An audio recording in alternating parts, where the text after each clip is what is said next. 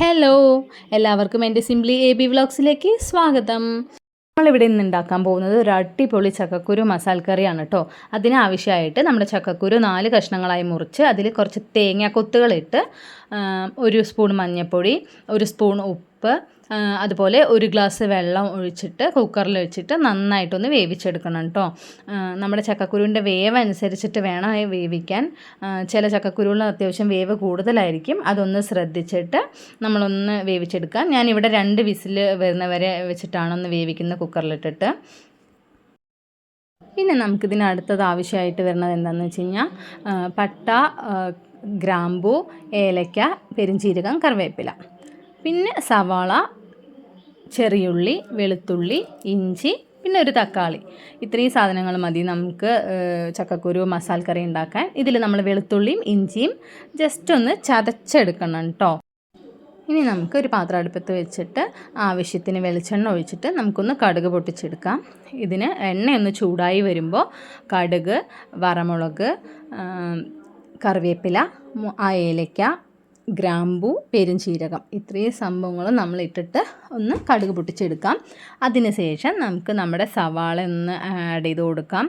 സവാള ഒന്ന് നന്നായി മൂത്ത് വരണം കേട്ടോ, എന്നാൽ അതിൻ്റെ ടേസ്റ്റ് ശരിക്കും അറിയാൻ പറ്റുള്ളൂ. സവാളയിലാണ് ശരിക്കും അതിൻ്റെ ടേസ്റ്റ് ഇരിക്കുന്നത്. ഇതിൻ്റെ കൂട്ടത്തിൽ നമ്മൾ ചെറിയുള്ളിയും കൂടെ ഇടണം കേട്ടോ. ഈ ചെറിയുള്ളിയും കൂടെ നമ്മളിതിൽ ആഡ് ചെയ്യുമ്പോൾ ഉണ്ടല്ലോ നല്ലൊരു സ്മെല്ലാട്ടോ വരുന്നത്, നല്ല ടേസ്റ്റ്. നമുക്ക് ആ ടേസ്റ്റ് തന്നെ ആ മണത്തിൽ അറിയാൻ പറ്റും.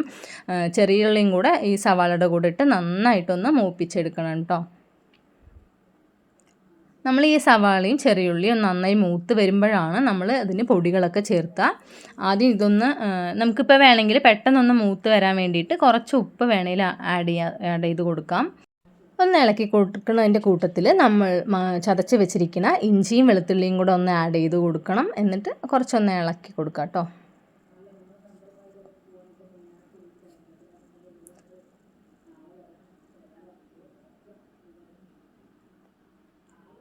ഇപ്പം നമ്മുടെ സവാള നന്നായി മൂത്ത് വന്നിട്ടുണ്ട്. ഇനി നമ്മളിതിൽ പൊടികൾ ചേർക്കാൻ പോവുകയാണ് കേട്ടോ. ഇതിൽ നമ്മളിനിയിപ്പോൾ 1 സ്പൂൺ മഞ്ഞൾപ്പൊടി ചേർക്കുന്നുണ്ട്. അതിനുശേഷം നമ്മൾ 1 സ്പൂൺ മല്ലിപ്പൊടി, 1 സ്പൂൺ മുളക് പൊടി, പിന്നെ നമ്മൾ കുറച്ച് കളറിന് വേണ്ടിയിട്ട് കാശ്മീരി മുളക് പൊടി കൂടെ 1 സ്പൂണ് നമ്മൾ ആഡ് ചെയ്യുന്നുണ്ട്. പിന്നെ 1 സ്പൂൺ നമ്മൾ പെരുംജീരകം ആഡ് ചെയ്യുന്നുണ്ട്, നല്ലൊരു മണത്തിന് വേണ്ടിയിട്ടാണ്. പിന്നെ നമ്മൾ 1 സ്പൂണ് കുരുമുളക് പൊടി കൂടെ ചേർക്കുന്നുണ്ട് കേട്ടോ. ഇനി ഈ പൊടികളുടെ പച്ചമണം മാറുന്നത് വരെ ഒന്ന് ഇളക്കി കൊടുക്കണം കേട്ടോ.